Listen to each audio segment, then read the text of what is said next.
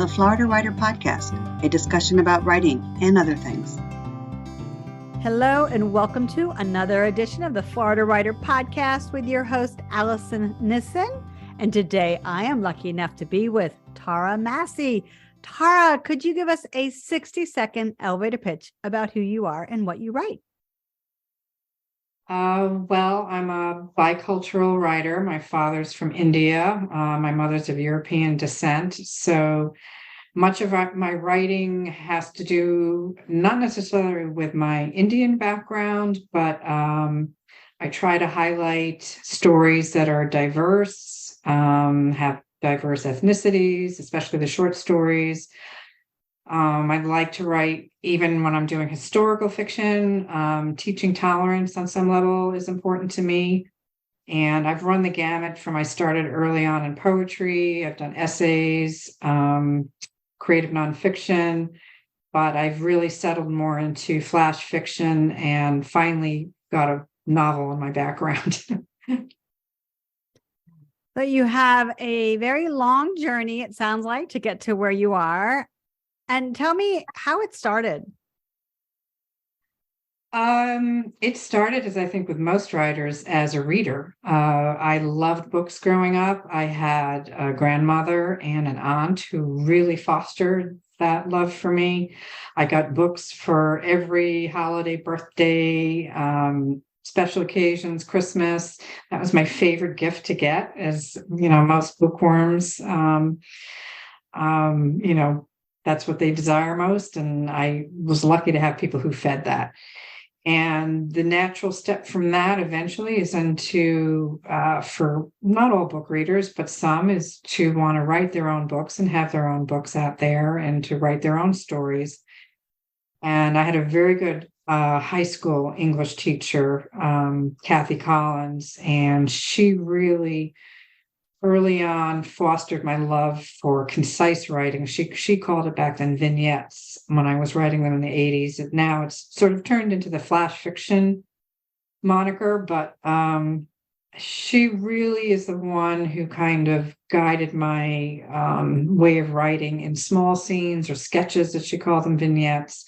And I continued with that and got a degree in English and then writing and publishing at Emerson College.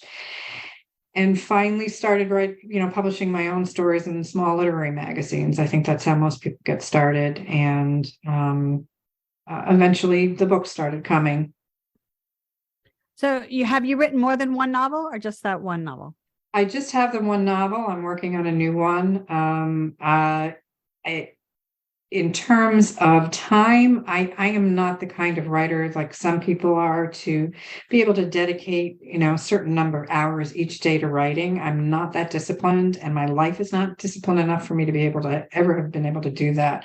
I was a single mother for 9 years, which was very difficult. My son was the priority. So that's where the flash fiction really worked, to be able to fit that into a very hectic, busy schedule. And it was only after he reached a certain age that I was able to concentrate more on the projects that I did publish. And I have trouble sustaining interest in ideas to flesh out a novel. And I've started them, but gotten bored with my topic, but finally landed on a topic that I felt very passionate about. I had seen a documentary called No Place on Earth, and it was about a family in Ukraine who hid underground in caves during the Holocaust. And something about that story finally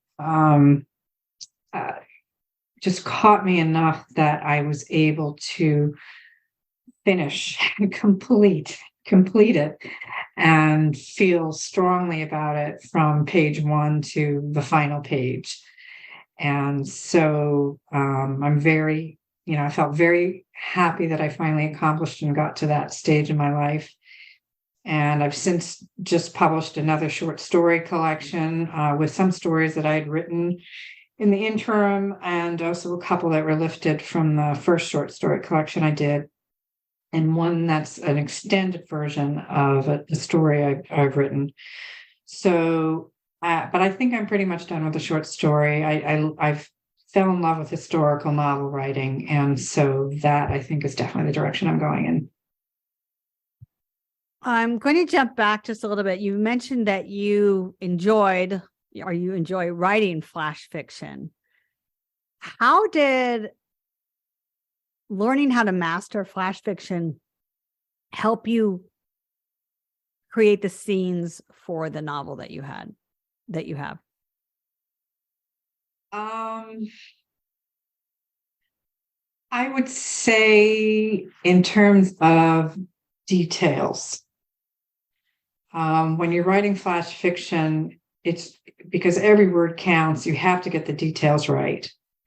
So if anything helped me in that towards the novel, it was, not only to be able to write in these short, I have no chapters in the novel. I have 3 parts and then just sections. So certainly having written flash fiction, I was able to write these sort of sections and sort of, even though those sections kind of have, a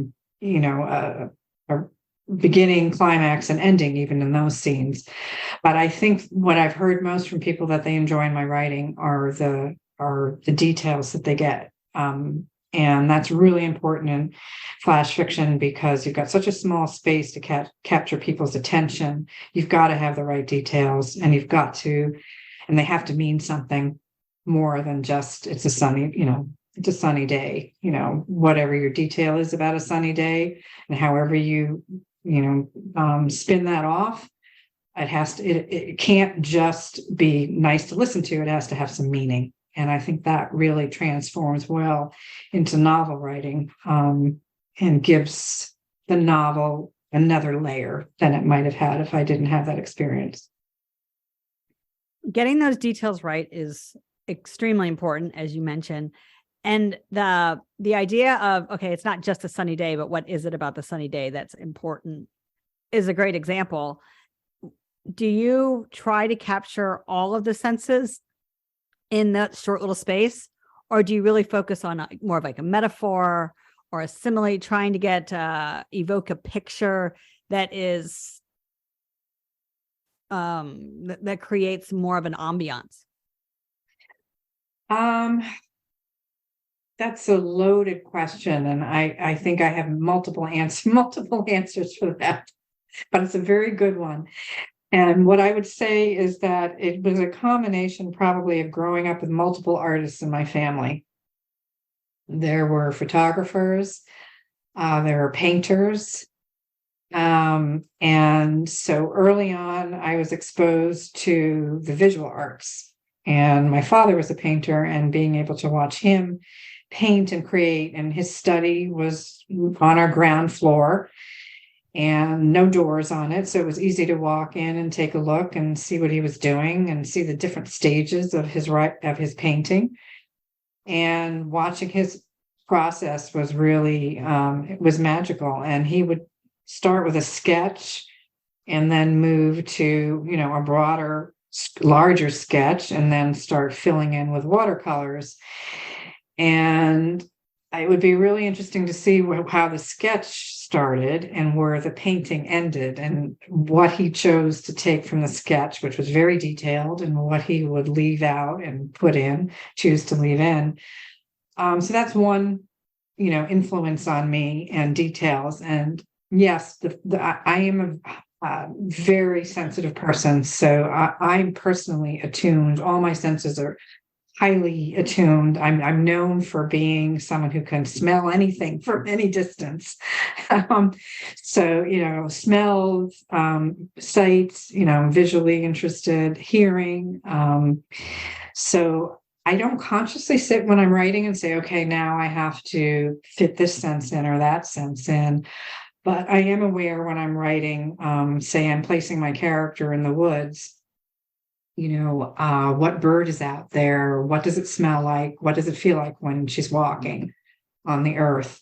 So I am a very detailed person, which includes all the senses.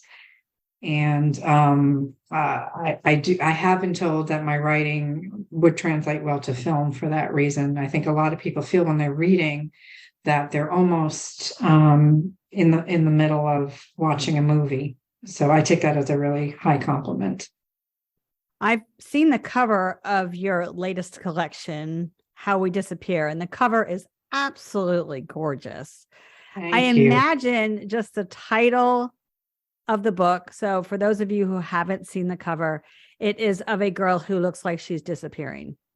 Like, is it a watercolor? Can you remind me? I don't know what kind of, I'm going to get, it's heavier, so I'm going to guess it's acrylic or oil based. She's from Russia. She's a Russian artist. And I originally the book is currently How We Disappear. And the original title was Notes to the World.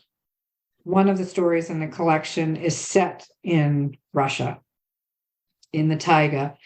And it includes a woman who is writing diary notes to someone who may someday be reading her diary. So that was the original title. My working title was Notes to the World, because I felt, well, I'm sort of doing the same thing with these stories. But when I looked through the whole collection and read it front to back, I suddenly noticed this theme of disappearance. And that every theme in some ways was connected to how someone disappears physically, emotionally, ethnically. And I talked it over with the publisher and editor, and we both agreed that that was a more evocative title. I like the idea that it opens up a question to the reader. What is she talking about? How do we disappear? And we also knew that it would provide a better cover. And when I pretty much saw this piece of art online, I knew that was the right cover, and the cover designer did an amazing job with it. So yes, very happy with the cover. And are they in the flash fiction genre? Or are they more short stories?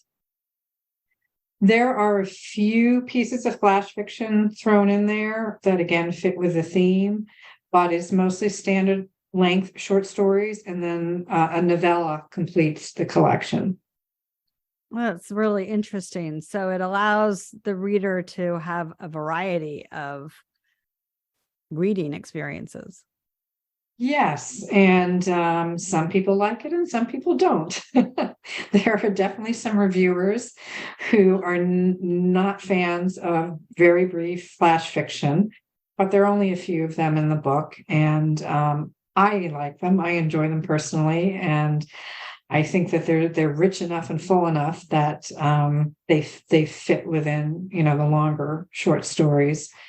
And it is paced so that the reader, sort of goes from one type of story to the next. And then some people put their novellas at the beginning of the book. Some people put them at the end.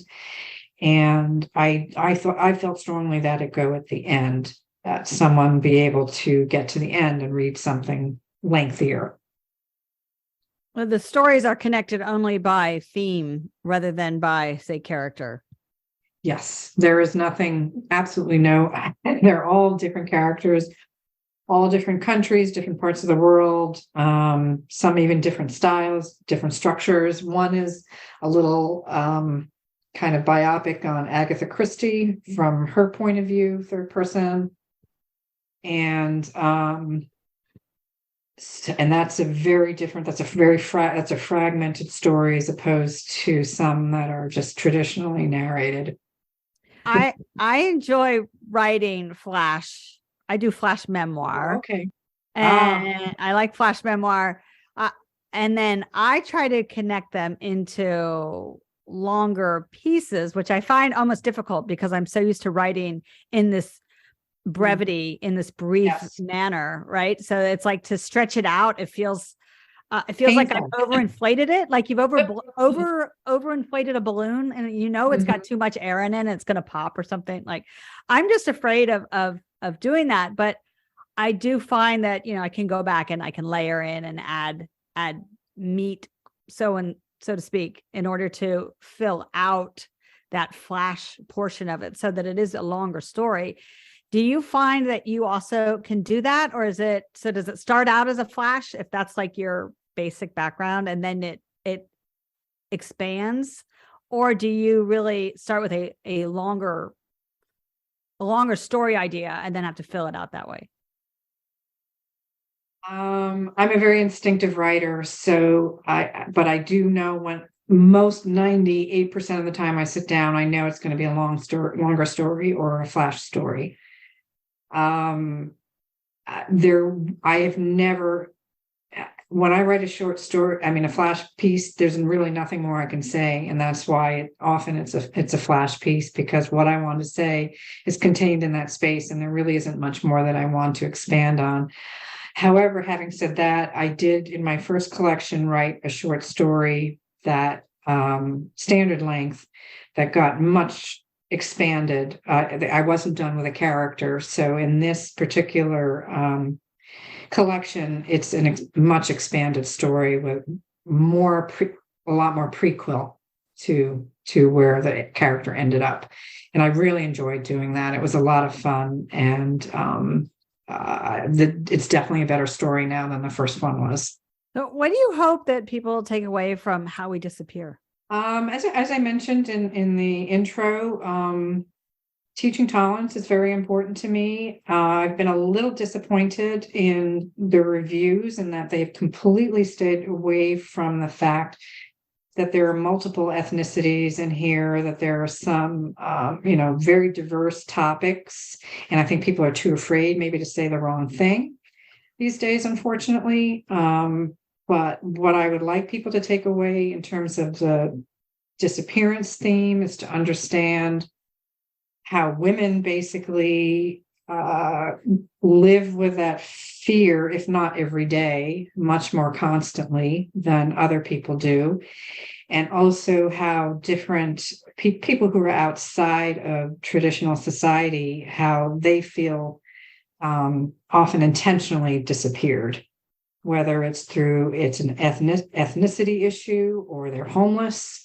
I just want people to, I had one reader say that she was uncomfortable reading the stories, but she was really glad that she did. And I loved that review because I know there's sort of a thing going on now, how we don't want people to be uncomfortable when they're reading. And I don't intentionally go out there to make people feel uncomfortable, but for literary writing, when you're trying to write and make people think about things more than just sometimes you do have to make them feel a little uncomfortable because they're putting themselves in somebody else's position and realizing maybe for the first time what it might be like to be that person. So when people read this very, varied collection, I hope that there are at least some characters in there that they learn from and they can relate to and maybe go out into the world and think differently when they see people like that again. Well, Tara Masih, how can people get in touch with you? How can they pick up How We Disappear? How We Disappear is on all the online sites. You can get it you can order it through your bookstore. IndieBound, you can check out. It's on Bookshop, Amazon, Barnes and Noble, on multiple other places.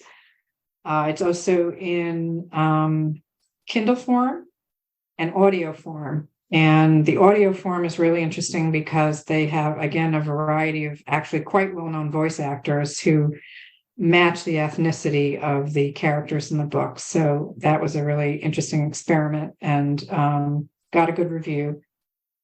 And I have a website, taramasih.com, TARAMASIH, and I'm on most of I refuse to be on Twitter, but I'm on most of the social media sites. People can find me there. Tara Masih, are you ready to switch to our rapid fire questions? Yeah, I'm not great thinking on the fly, so I'll do my best. Do you have a favorite room in your house? Yes, it is my living room. It's just a nice, sunny, comfortable place to be. And I love looking at it and the way I've designed it. What is your favorite day of the week?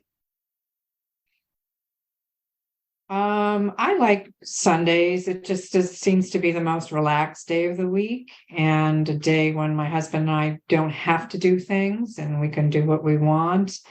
And there's just sort of a natural kind of release from stress that most Sundays come with. And how about what type of weather do you have right now?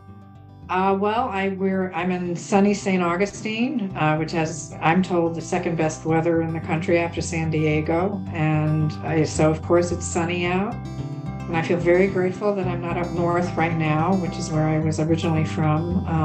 So, yes, having a sunny day definitely makes for a better mood. Well, Tara Masih, thank you so much for stopping by. Well, thank you so much for having me again. I really appreciate it. You have been listening to another edition of the Florida Writer Podcast with your host, Alison Nissen. Alison out. Ooh, we're all done. Yay. All right. Thank you again so much. I really appreciate it. And we'll send a few people your way. And also fun to talk about flash fiction and you do it yourself. I had actually told someone, he was telling me the story of his life, and I was like, if he's a flash writer, I said, you've got to write a flash memoir. So, if you're writing flash memoir, certainly consider writing a book, a flash memoir, a complete collection if you aren't already doing that. Lynn Masih is a National Jewish Book Award finalist and the winner of the Julia Ward Howe Award for Young Readers for her debut historical novel, My Real Name is Hanna. She received a finalist fiction grant from the Massachusetts Cultural Council, an Inspirational Woman in Literature Award, and several national book awards, including an IBPA Benjamin Franklin Award. How We Disappear, Novella Stories, her latest collection, was a Millions Most Appreciated Book for 2022 and called Exceptional by Southern Literary Review. For more information about Tara, visit Tara Masih, TaraMasih.com. For more information about the Florida Writers Association, visit us at floridawriters.org. Until next time.